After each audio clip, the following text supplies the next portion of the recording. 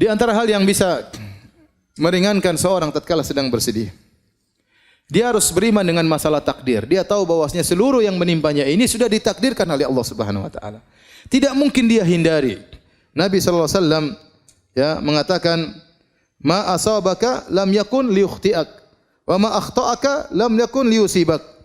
Apa yang menimpamu tidak bisa kau hindari. Dan apa yang terhindar darimu tidak mungkin menimpamu. Ini sudah pasti ya. Inna Allah kataba maqadir al-khalaiq qabla an yakhluqa as-samawati wal ard bi 50,000 sanah. Sungguhnya Allah mencatat takdir seluruh makhluk, termasuk Anda ini makhluk. Takdir Anda telah ditulis oleh Allah secara detail, masing-masing kita secara detail. Ya, dari masih nutfah sampai meninggal dunia sudah dicatat oleh Allah dengan detail dan Anda tidak akan keluar dari takdir tersebut. Ya. Bahkan Allah catat tersebut 50,000 tahun sebelum Allah ciptakan langit dan bumi, bukan sebelum 50,000 tahun sebelum ente diciptakan, enggak. 50,000 tahun qabla an yakhluqas samawati wal ard, sebelum Allah ciptakan langit dan bumi. Kata Nabi sallallahu alaihi wasallam, rufi'atil aqlam wa jaffatis suhuf, pena-pena sudah diangkat dan lembaran sudah kering, tidak ada perubahan. Maka mau tidak mau Anda tidak akan bisa menghindar dari musibah tersebut. Karena musibah tersebut sudah tercatat bagi Anda. Tinggal bagaimana Anda menghadapi musibah tersebut. Kalau Anda menghadapinya dengan sabar, fa anta ma'jur, maka engkau dapat pahala. Tapi jika engkau menghadapinya dengan tidak bersabar, fa anta ma'zur, engkau dapat dosa. Tetap saja tidak terhindar. Mau diapain? Sekarang kalau ada misalnya seorang ibu anaknya meninggal dunia, kemudian dia meronta-ronta, menangis-nangis, apakah anaknya bisa hidup kembali? Enggak bisa. Percuma. Tinggal di hadapan dia mau meronta-ronta, dapat dosa, dia bersabar, kesedihan ada. Nabi pun bersedih. Tapi dapat pahala. Tinggal dia pilih yang mana. Dan tidak akan merubah kondisi. Tidak akan merubah kondisi. Seandainya kalau dia meronta-ronta, menangis-nangis, anaknya hidup kembali, silakan meronta-ronta. Tapi tidak ada, tidak bisa. Sebagian ibu-ibu, subhanallah, saya dengar berita sedih sekali. Saya tahu ada seorang wanita, ya sudah ngaji, kemudian sampai bercadar, kemudian anaknya meninggal. Kemudian dia teriak-teriak, dia marah-marah, kembalikan anakku, kembalikan, tidak terima. Ya subhanallah. Inilah ujian ya. Inilah ujian. Memang berat, siapa yang bilang ringan? Berat sekali. Tapi anti diuji agar anti mencapai derajat yang tinggi, mendapatkan pahala yang besar. Maka jangan hadapi ujian tersebut dengan bentuk protes kepada takdir Allah, tidak menerima takdir Allah Subhanahu wa taala. Tidak akan bisa merubah kondisi tersebut. Anti meronta-ronta, anti marah-marah, anti ngamuk-ngamuk, anti banting sini banting anu, tidak akan merubah kondisi. Oleh karenanya apa yang menimpa kita tidak mungkin kita hindari. Yakin ini sudah ditakdirkan oleh Allah Subhanahu wa taala. Mau apa lagi? Qadarullah. Makanya kalau dapat musibah bilang apa?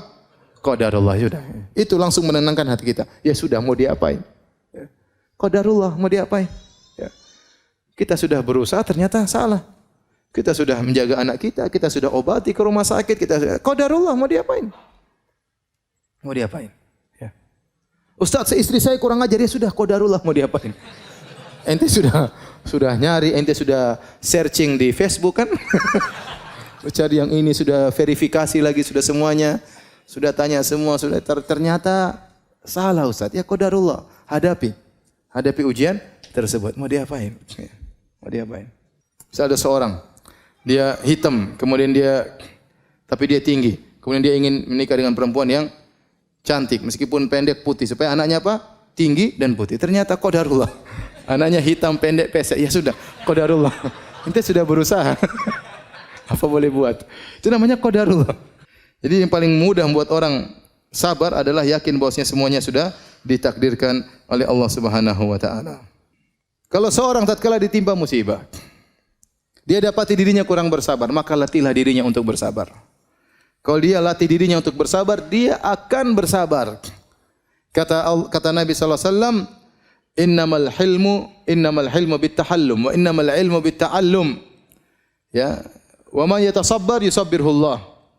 Barang siapa yang berlatih diri untuk bersabar, Allah akan buat dia sabar. Tadinya merontak, ingin memberontak, ingin berteriak, sabarkan diri. Latih diri kita. Setiap ada masalah langsung qadarullah. Inna lillahi wa inna ilaihi raji'un. Langsung ucapkan tersebut. Meskipun jengkel, meskipun marah. Itu kalimat luar biasa. Kalau kita kena musibah, kita bilang qadarullah, itu langsung buat hati kita apa? Tenang. Kita langsung bilang inna lillahi wa inna ilaihi raji'un. Semuanya kita ini milik Allah. Mobil kita, rumah kita, harta kita, anak kita, semuanya milik Allah. Kalau Allah ingin ambil, terserah. Inna lillahi wa inna ilaihi raji'un. Itu membuat kita benar-benar sangat mudah untuk bersabar. Maka latih diri untuk bersabar. Kata Nabi SAW, man yatasabbar yusabbirullah. Barang siapa yang melatih dirinya untuk bersabar, maka Allah akan mudahkan dia untuk bersabar. Kemudian di antara hal yang membantu kita untuk mengurangi kesedihan, perbanyak berzikir kepada Allah Subhanahu wa taala. Dan ini Allah perintahkan kepada Nabi sallallahu alaihi wasallam. Ya. Fasbir ala ma yaqulun wasabbih bihamdi rabbika qabla tulu'i syamsi wa qabla ghurubiha. Kata Allah Subhanahu wa taala, sabarlah engkau wahai Muhammad atas apa yang mereka ucapkan. Mereka mengatakan engkau orang gila, engkau pemutus silaturahmi, engkau dukun. Mereka mengatakan tentang Allah yang tidak benar, yang membuat hatimu jengkel. Fasbir ala ma yaqulun. Sabarlah atas perkataan mereka. Wasabbih bihamdi rabbika qabla tulu'i syamsi wa qabla ghurubiha. Dan bertasbihlah kepada Rabbmu sebelum terbit fajar dan sebelum terbenam matahari. Sebelum terbit matahari dan sebelum terbenam matahari, waktu subuh, sebelum subuh bangun. Zikir pagi petang, zikir kepada Allah. Itu menghilangkan kesedihan. Banyak berzikir mengingat Allah Subhanahu wa taala.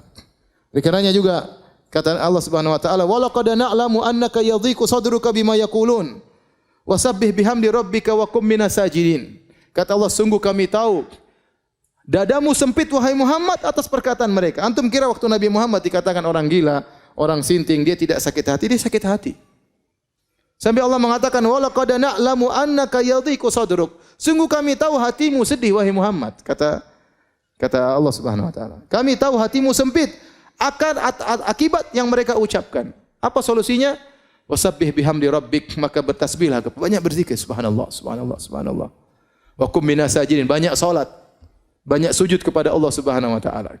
Itu di antara hal yang buat kita meringankan kesedihan kita. Keluhkan kesedihan kita kepada Allah Subhanahu wa taala. Fasabrun jamil. Sabar jamil, apa itu sabrun jamil? Kesabaran yang indah, maksudnya kesabaran yang tidak disertai dengan syakwa, keluhan kepada makhluk. Adapun syakwa kepada Allah, mengeluhkan penderitaan kita, itu tidak mengapa. Itu kebiasaan para nabi. Nabi mengeluhkan kesulitannya kepada Allah Subhanahu wa taala. Nabi Yakub mengatakan, "Innama ashku bathi wa husni ila Allah."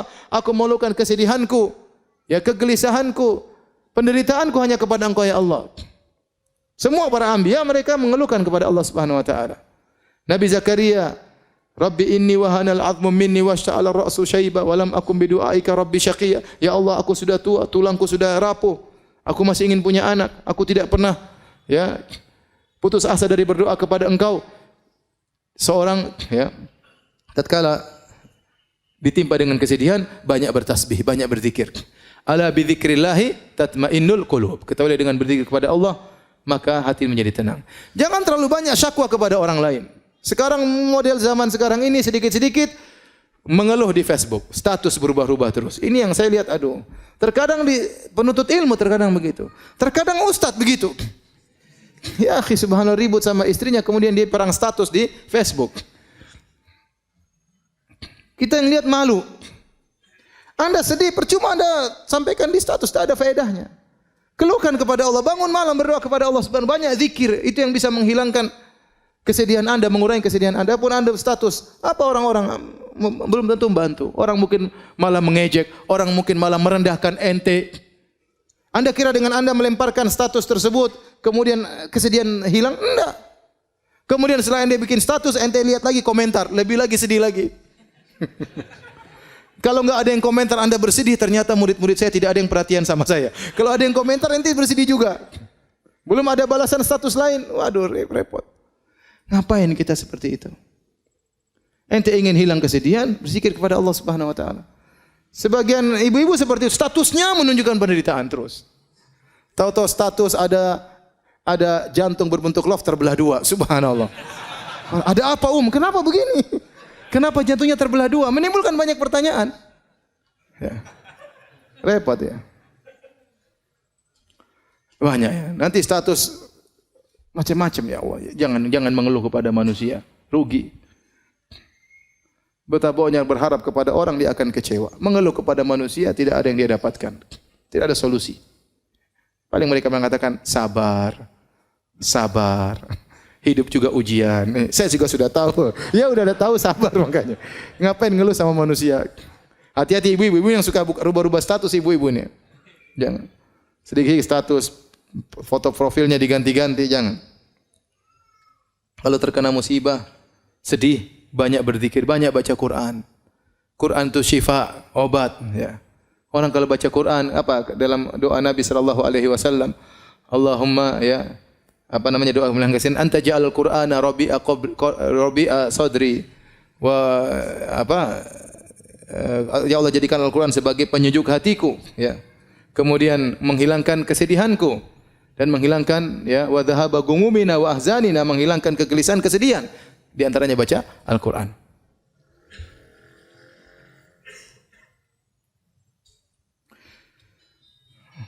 Kemudian di antara hal yang membantu kita untuk menghilangkan kesedihan, yaitu jangan memutar kembali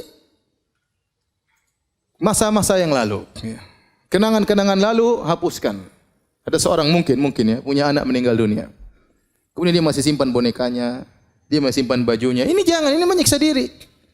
Sudah sedekahkan kepada orang lain. Nanti dilihat bonekanya, dia nangis lagi lihat anaknya.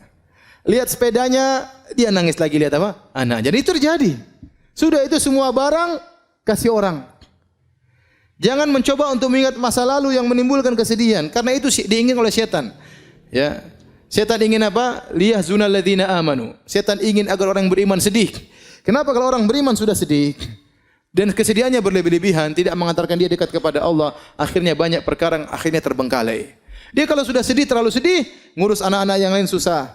Perhatian sama suami susah. Dia pun jarang pengajian, dia cuma baca Quran, nangis saja kerjanya.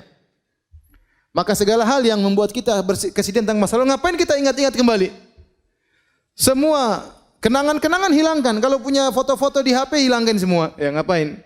Nanti lihat, nangis lagi. Tiba-tiba nangis lagi. Ya enggak usah. Enggak usah. Baik tentang orang tua kita, baik tentang anak-anak kita, yang sudah lalu biarlah berlalu. Ya. Ngapain kita menjebak diri kita pada kesedihan yang lalu yang tidak mungkin kita perbaiki lagi, mustahil, tidak mungkin kita kembalikan lagi, mustahil. Ya sudah, maka segala hal yang membuat kita teringat dengan masa lalu, kesedihan yang berkepanjangan, maka hendaknya kita hindari. Kemudian jangan lupa, ya, untuk menghadiri majelis ilmu. Di antara zikir yang menenangkan hati majelis ilmu, dengar pengajian tentang kesedihan, ya, tentang tawakal, tentang sabar, tauhid, terutama pengajian tentang tauhid. Dengar bagaimana Tuhan kita, bagaimana Allah Subhanahu wa taala, bagaimana Allah melakukan semuanya dengan hikmah. Ya, bagaimana Allah terkadang menguji hamba-hambanya, baca kisah-kisah orang terdahulu. Dengar pengajian tentang bagaimana kisah para ulama diuji, sehingga kita tahu bahwasanya kita ini diuji tidak ada apa-apanya dibandingkan dengan mereka. Ya. Dan ini membuat kita lebih ringan kesedihan kita. Kemudian jangan lupa perkara yang penting tatkala kita terkena kesedihan, berusaha membantu orang lain. Berusaha membantu orang lain. Oleh karenanya Al-Imam As-Sa'di, gurunya Syekh Utsaimin rahimahullah taala pernah berkata, dia mengatakan, dua pokok kebahagiaan adalah pertama ikhlas kepada Allah, yang kedua membantu orang lain. Ini dua pokok kebahagiaan. Anda kalau ingin bahagia, lakukan dua ini. Pertama ikhlas. Berusaha dalam segala kegiatan ikhlas karena Allah, bukan mencari komentar manusia, bukan karena kepentingan duniawi, bukan untuk melihat, ya, like atau dislike, tidak peduli. Saya mencari komentar Allah Subhanahu wa taala. Kapan Anda bisa ikhlas dalam segala kegiatan Anda, maka Anda akan meraih kebahagiaan. Yang kedua, membantu orang lain. Setiap kita bantu orang lain, maka Allah akan berikan kita kebahagiaan. Allah berfirman, ya, ya ayyuhalladzina amanu idza qila lakum tafassahu fil majalisi fafsahu yafsahillahu lakum. Bahkan perkara yang mungkin tidak butuh biaya membantu orang. Kata Allah, ya wahai orang yang beriman, jika dikatakan kepada kalian lapangkan majelis supaya atau rapatkan supaya orang bisa masuk duduk bersama antum di masjid, maka berilah kelonggaran bagi mereka. Yafsahillahu lakum, maka niscaya Allah akan berikan kelapangan bagi kalian. Kata para ulama termasuk kelapangan dada. Kelapangan dada. Ya, padahal tidak butuh biaya sehingga orang datang, silakan duduk samping saya. Itu ente bikin begitu, ente dapat apa? Kebahagiaan. Tidak usah jauh-jauh, kita sholat Jumat misalnya, sholat Jumat, full masjid rame. Ada orang bingung cari apa? Cari tempat. Kemudian kita, sini, kita rapat-rapat sedikit. Silakan, sambil antum tersenyum. Dia kemudian berdiri samping antum, itu Allah kasih kebahagiaan bagi antum. Begitu saja. Sebaliknya, kalau antum kemudian bawa sajadah sendiri, sholat Jumat, terus kaki ente lebarin. Ente sudah siap mau datang, ente enggak mau. Dia mau sampingin ente semakin lebarin. pasti ente dapatkan hati ini jengkel, grundel. Allah bikin hati ente menjadi apa? Sempit. Berbuat baik kepada orang lain pasti mendatangkan kebahagiaan. Antum lihat orang di jalan, orang menyeberang, orang lagi sibuk-sibuknya, ente sempatkan waktu ngantar orang kakek tua tersebut sebentar-sebentar. Berhentikan kemudian antum berjalan mengantar orang tersebut. Allah pasti kasih kebahagiaan. Ya, ini asal kebahagiaan adalah membantu orang lain. Di saat-saat kita penuh kesedihan, jangan lupa kita memberi kebahagiaan kepada orang lain. Niscaya kesedihan tersebut akan dikurangi oleh Allah Subhanahu wa taala. Ya. Oleh karena saya katakan manusia paling berbahagia adalah siapa? Adalah Rasulullah sallallahu alaihi wasallam. Kenapa? Dia selalu menebar kebahagiaan bagi orang lain.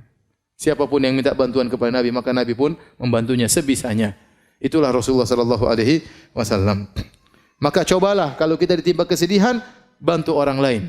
An-nafa'al muta'addi, bantu orang lain, maka insya Allah akan berikan kebahagiaan bagi kita.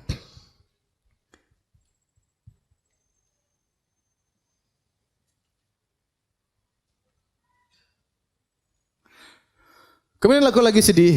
Ada hal-hal perkara yang kata para ulama, perkara yang materi yang mungkin bisa membantu kita untuk bahagia. Ya misalnya kita mungkin sedih, ya.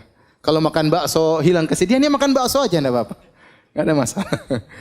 Lagi enggak enak badan, lagi enggak enak hati, pengen mana? Pengen lihat hijau-hijau, udah pergi hijau-hijau lihat, enggak ada masalah. Jangan kunci pintu, matikan lampu, tambah sedih. Ya, ini di antara hal. Kemudian saya kalau ketemu si fulan, saya selalu bahagia, dia orangnya lucu. Ya udah pergi ke orang tersebut. Ketemu ngobrol sama dia, ganti suasana. Nah, apa kita lakukan untuk menghilangkan apa? Kesedihan, ya. Ya, senang dengan warna tertentu. Kalau warna hijau, indah, hati menjadi tentram. Ada ibu-ibu senang lihat warna ungu, ya. Lihat sudah lakukan, tidak ada masalah. Ini termasuk perkara-perkara yang bisa menambah, ya, menghilangkan kesedihan. Kemudian hindari hal-hal yang bisa mendatangkan kesedihan bertambah. Contoh nonton berita, sukanya nonton berita kriminal. Tambah sedih enggak? Tambah sedih. Waduh, sedih.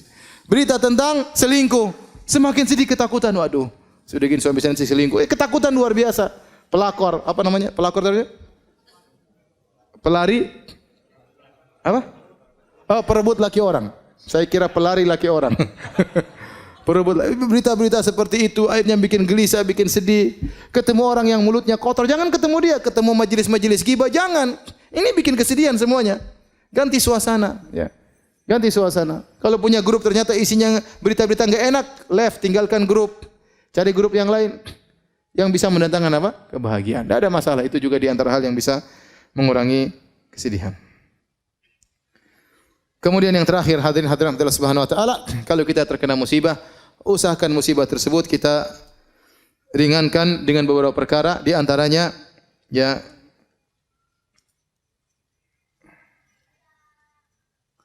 ingat musibah yang lebih berat daripada yang kita alami, ya. Kalau kita terkena musibah, misalnya ada seorang tangannya terluka, kemudian dia memuji Allah, alhamdulillah. Kenapa ente memuji Allah? Alhamdulillah, bukan di lisanku. Coba kalau lidahku yang luka, bukan di mulutku, bukan di wajahku, seperti itu.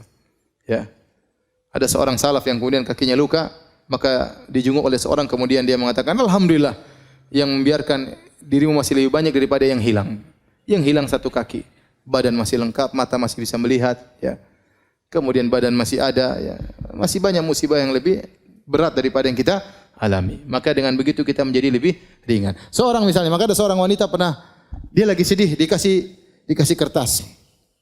2. Satu kamu catat tentang apa yang diambil oleh Allah, satu kamu catat tentang apa yang Allah berikan padamu. Coba, misalnya seorang kecurian, taruhlah mobilnya dicuri sama orang. Dia isi di catatan tersebut, mobil dicuri, nilai 400 juta. Terus dia catat yang Allah berikan sama dia banyak sekali. Istri, harganya berapa istri? Mahal istri. Anak-anak ini mahal, rumah, kemudian mobil yang lain masih ada, kesehatan. Ini kalau dikalkulasikan duit banyak sekali. Iya. Banyak.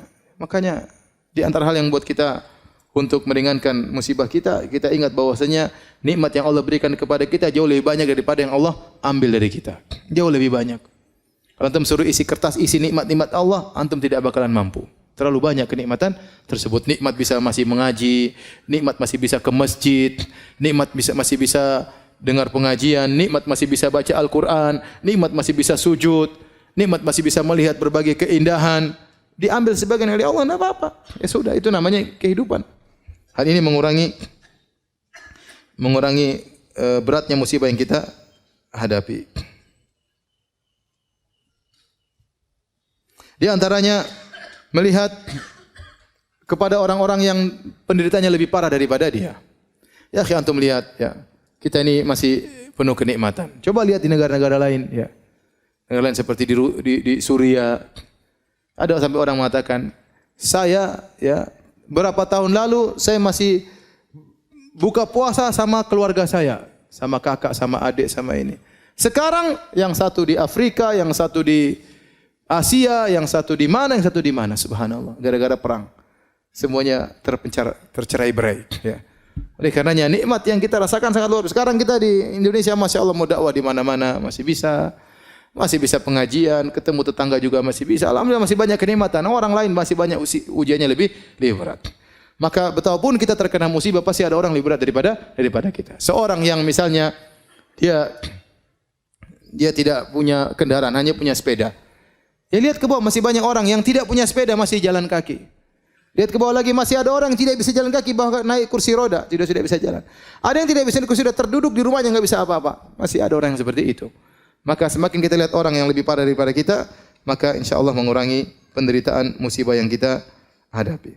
Kemudian kita selalu bertafaul, yaitu optimis, bahwasanya betapapun lama musibah yang kita alami, pasti ada jalan keluar. Inna ma'al usri yusra.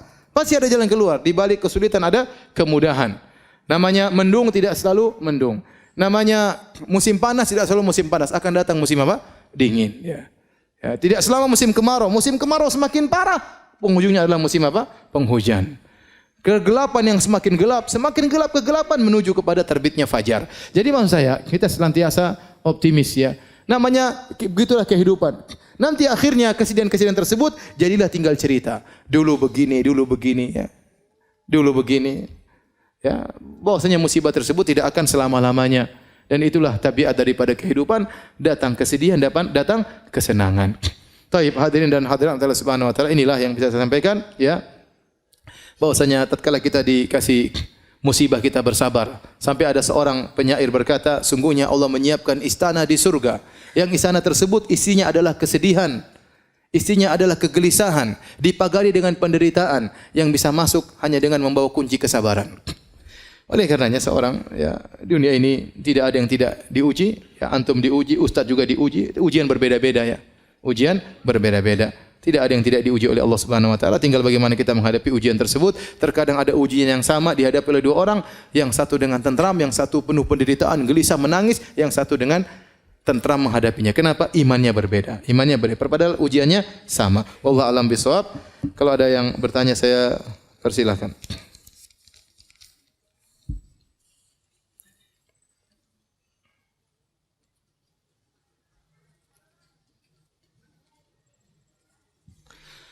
Apakah zikir pagi dibaca jam 9 pagi dan zikir petang dibaca habis maghrib, itu boleh Ustaz?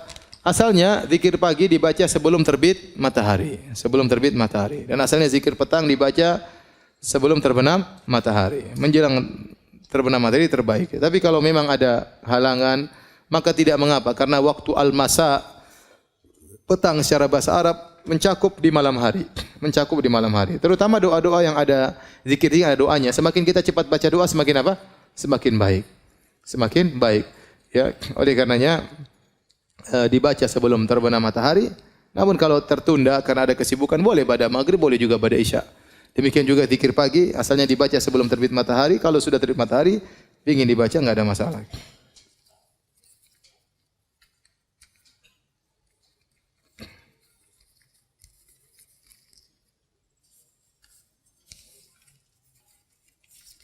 Ustaz, ada pertanyaan titipan. Apakah menikah harus dengan orang yang kita jatuh cinta kepadanya? Dan menikah apa harus menunggu lulus kuliah terlebih dahulu? Semuanya tidak harus. Kalau ditanya apakah harus kita menikah dengan orang yang kita jatuh cinta kepadanya, tidak harus. Ya, tapi kalau itu bisa, itu lebih baik. Ya. Karena kecintaan itu menambah kelanggengan kehidupan rumah tangga. Makanya disyariatkan nazar. Kenapa kita nazar? Supaya kita suka, kita tertarik, baru kita menikah. Kalau kita enggak tertarik, maka sebaiknya jangan ya, karena akan mengganggu kebahagiaan kehidupan rumah tangga. Maka disyariatkanlah nazar, melihat untuk menumbuhkan rasa cinta tersebut. Tapi apa kita harus menikah dengan orang yang kita cintai? Belum tentu. Belum tentu. Kebahagiaan tidak harus bersama dengan orang yang kita jatuh cinta kepadanya. Ya. Tapi kalau bisa kepada orang yang kita cintai itu yang terbaik. Apakah menikah harus tunggu kuliah? Tidak harus. Yang penting nanti punya modal. Betapa banyak orang menikah masih SMP sudah menikah, SMA sudah menikah. Ya, saya sampaikan, saya punya kawan, dia menikah, dia masih kelas 2 SMA, menikah, tinggal di rumah bapaknya. Setelah dia punya anak 2, baru kemudian dia keluar dari rumah orang tuanya. Sekarang saya tanya sama dia, berapa anakmu? Anak saya 10. Masya Allah, itu baru laki-lakinya katanya.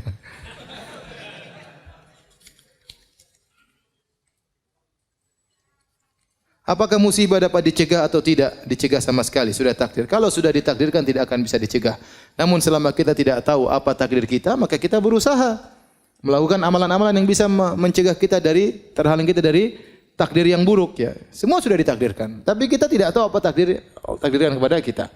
Yang penting kita melakukan sebab. Di antara hal-halnya yang menghilangkan kita dari kesudahan yang buruk misalnya adalah berbuat baik kepada orang lain, kata Nabi sallallahu alaihi wasallam, sunaiul ma'ruf taqi masari asu, berbuat baik kepada orang lain menghindarkan dari kesudahan yang buruk.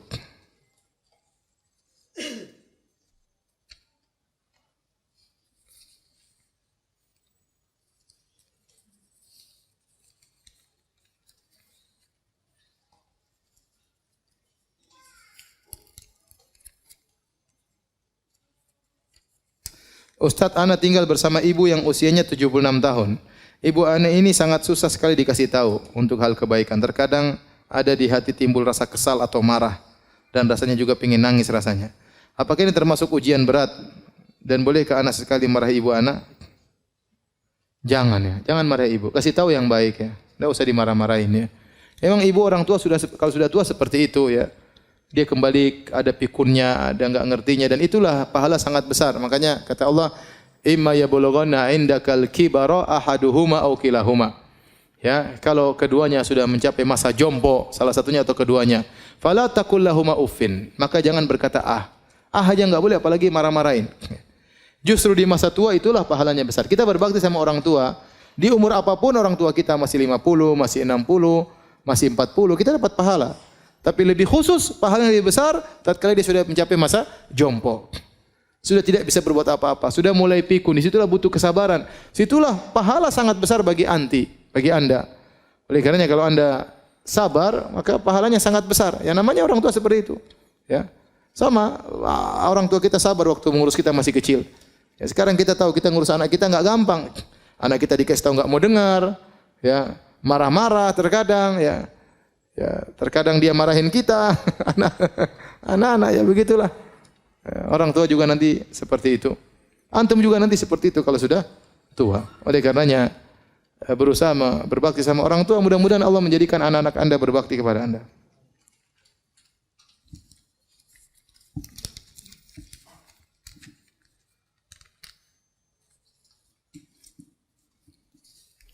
Ustaz, apakah boleh berjualan dalam masjid? Dalam masjid enggak boleh, berjualan di luar areal masjid. Selama areal masjid adalah tempat untuk salat, maka tidak boleh, ya. Tidak boleh. Kalau tempat itu dipakai untuk salat, maka berarti itu dibangun untuk tempat salat, ya. Ya, adapun di luar pagar enggak ada masalah.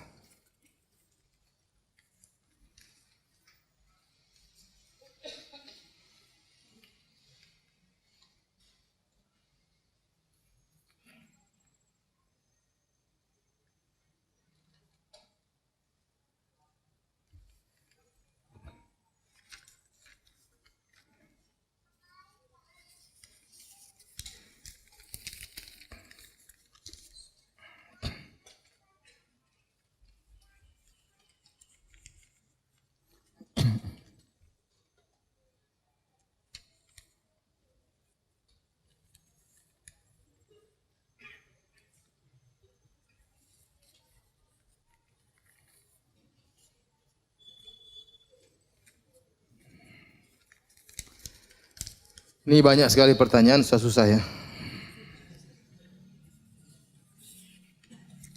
Tanya sama ustaz yang lain.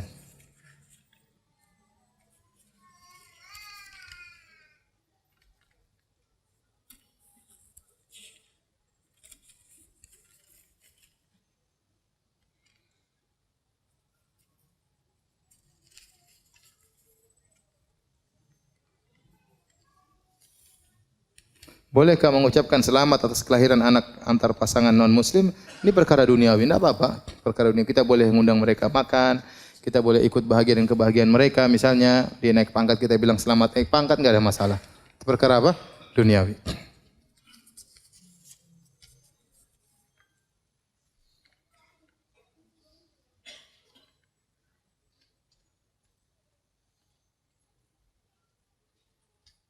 Apakah bermain face app yang memperkirakan seperti apa muka kita sekian tahun kemudian termasuk mendekati dukun?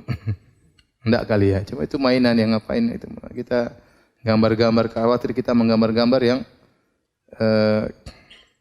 yang dilarang oleh syariat ya, karena meniru-niru ciptaan Allah Subhanahu wa taala. Apakah mengomentari hasilnya juga termasuk mendekati dukun? Saya rasa tidak, ini bukan masalah perdukunan ya. Kecuali dia mengatakan wajah saya seperti ini, pasti seperti ini, itu tidak boleh ya. Tidak boleh. Karena kita tidak tahu, ente belum tentu hidup sampai segitu ya. Ya. Saya belum tahu aplikasi tersebut ya. Cuma saya lihat ada orang yang profilnya, tahu-tahu dia tulis umur saya 60 sekian. Apakah sampai segitu umur saya? Dia kasih pasang wajahnya sama waktu wajahnya sudah apa? Tua ya. Mungkin pakai aplikasi tersebut. Aplikasinya saya tidak tahu, saya tidak pernah lihat.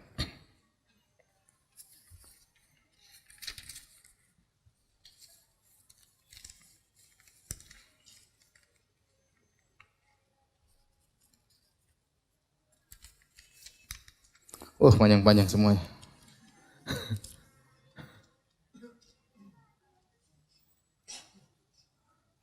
Saya seorang ibu dengan 4 orang anak yang ditinggal suami. Apakah berdosa jika saya terus meratapi kematiannya? Iya, tidak boleh. Ya. Kalau timbul kesedihan, ucapkan qadarullah. Innalillahi wa inna ilaihi raji'un. Setiap sedih bilang apa? Qadarullah. Innalillahi wa inna ilaihi raji'un. Setan ingin kita terus bersedih. Sehingga akhirnya kita terbengkalai, tidak bisa ngurus anak dengan baik.